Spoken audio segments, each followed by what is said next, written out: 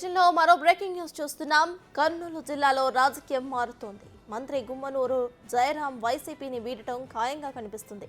రాప్తాడులో నిన్న జరిగిన సీఎం జగన్మోహన్ రెడ్డి సిద్ధం సభకు జయరాం హాజరు కాలేదు. ఆయన అభిమానులు కార్యకర్తలు కూడా వెళ్లకుండా జాగ్రత్తలు తీసుకున్నట్టు చెబుతున్నారు. కర్నూలు ఎంపీగా పోటీ చేయాలని వైసీపీ నాయకత్వం చెప్పినప్పటి నుంచి జయరాం తీవ్ర అసంతృప్తిలో ఉన్నారు. ఆలూరు ఎమ్మెల్యే టికెట్ మాత్రమే కావాలని పట్టుపడుతున్నారు. ఇందుకోసం ఇతర పార్టీలతోనూ సంప్రదింపులు జరిపినట్టు సమాచారం. టీడీపీ తరపున ఆలూరు ఎమ్మెల్యే టికెట్ కుదరని పక్షంలో గుంతకల్లో నుంచైనా పోటీ చేసే అవకాశం ఇవ్వాలని కోరుతున్నారు. నియోజకవర్గం అంతా విజయవాడకి ఎప్పుడు పోదామో పనులు తీసుకుని ఒక డేట్ నిర్ణయించుకున్నాం.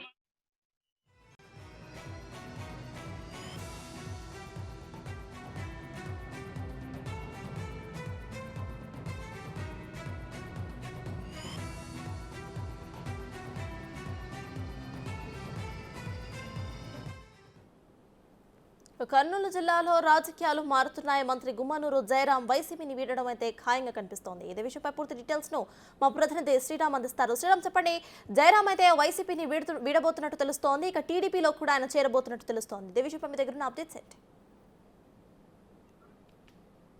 సతాస్ ఇటీవల చూసుకున్నట్లయితే కర్నూలు సంబంధించినటువంటి పార్లమెంటు సీటు ఏదైతే ఉందో వైసీపీ అధిష్టానానికి పెద్ద తలనొప్పిగా మారిందని చెప్పుకోవచ్చు. ఎందుకంటే సిట్టింగ్ గా పార్లమెంటు సంబంధించినటువంటి ఎంపీగా ఉన్నటువంటి సంజీవ్ కుమార్ ఇప్పటికే వైసీపీ పార్టీని వీడడం జరిగింది. అయితే దీనికి సంబంధించి కూడా గతంలో ఆలూరు సంబంధించినటువంటి నియోజకవర్గంలో సిట్టింగ్ గా ఉన్నటువంటి ఎమ్మెల్యే గుమ్మనూరు జయరాం మంత్రిగా ఉన్నారు. అయితే అతన్ని ఈ మధ్య కాలంలో వైసీపీ అధిష్టానం తీసుకున్నటువంటి మార్పు చేర్పుల సంబంధించినటువంటి వాటిలో ఆ కర్నూలు సంబంధించినటువంటి పార్లమెంటుకు గుమ్మనూరు జయరాం మంత్రిని అక్కడి నుంచి పోటీ చేయాలంటూ కూడా సూచించడంతో ఆలూరు సంబంధించినటువంటి నియోజకవర్గంలో అలజడులు సృష్టిస్తున్నాయని చెప్పుకోవచ్చు. ఎందుకంటే గతంలో అన్ని విధాలుగా 2 సార్లు ఎమ్మెల్యేగా గెలుపొందినటువంటి గుమ్మనూరు జయరాంకి తన సొంత సామాజిక వర్గమైనటువంటి బీసీ వాల్మీకి అనేటటువంటి ఈక్వేషన్ ఈసారి కూడా కలిసి వచ్చే అంశంగా చెప్పుకోవచ్చు. ఎందుకంటే గతంలో జరిగినటువంటి ఎన్నికల్లో కూడా ప్రధానంగా గుమ్మనూరు జయరాంకి తమ సొంత సామాజిక వర్గంతో పాటు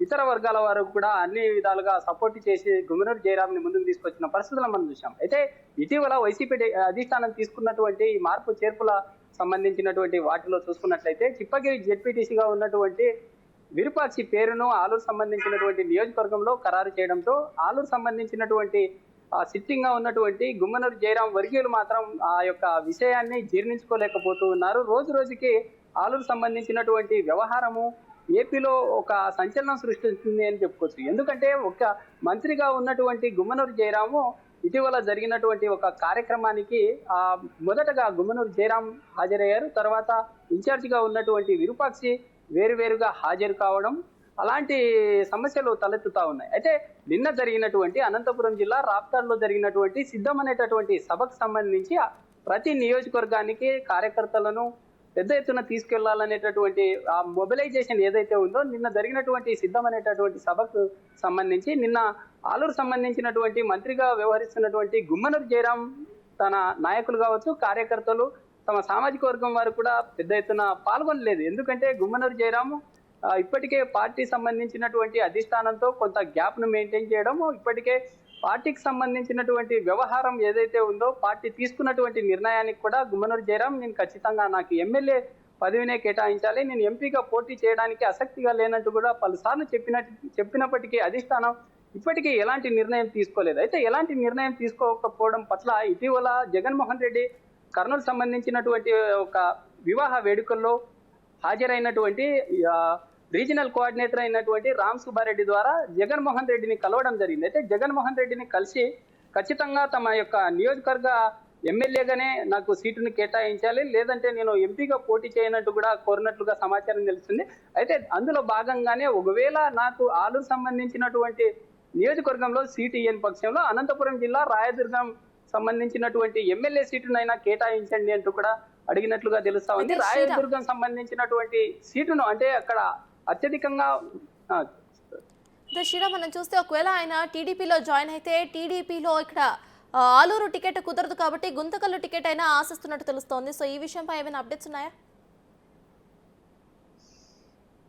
సతాజ్ రేపు జరగబోయేటటువంటి 22 లేదా 23వ తేదీ టీడీపీ అధిష్టానము తీసుకునేటటువంటి జాబితా ఏదైతే ఉందో జిల్లాల్లో ప్రకటించేటటువంటి జాబితాల్లో ప్రధానంగా 14 అసెంబ్లీ సెగ్మెంట్ స్థానాల సంబంధించి జాబితాను ప్రకటిస్తుంది అంటూ ఒక వార్త అయితే వస్తుంది. అయితే అందులో ప్రధానంగా ఖచ్చితంగా ఈసారి గుమ్మనూరు జయరాంకు ఖచ్చితంగా ఆలూరులో సీటు లేని పక్షంలో ఖచ్చితంగా గుంతకల్లో టీడీపీ సంబంధించినటువంటి సీటు వస్తుంది.